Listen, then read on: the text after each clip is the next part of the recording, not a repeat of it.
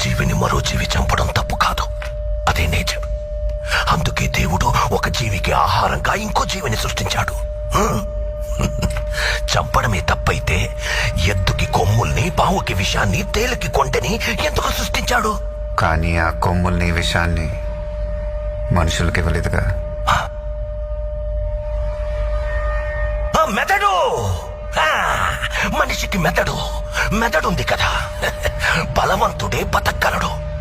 బలహీనులందరూ కలిసి వాళ్ళని వాళ్ళు కాపాడుకోవడానికి చేసుకున్నదే చట్టం. జింకని చంపితే శిక్ష, మేకని చంపితే శిక్ష లేదు. జింకలు తక్కువగా ఉన్నాయి, మేకలు ఎక్కువగా ఉన్నాయి. ఎక్కువగా ఉండడం మేకలు తప్ప? ఈ భూమి మీద మేకల కంటే ఎక్కువగా మనుషులున్నారు. వాళ్ళని చంపితే తప్పేంటే? భయం. అది పుట్టించిందెవరు? మేము. కానీ భయం అంటే ఏంటో మాకు తెలీదు.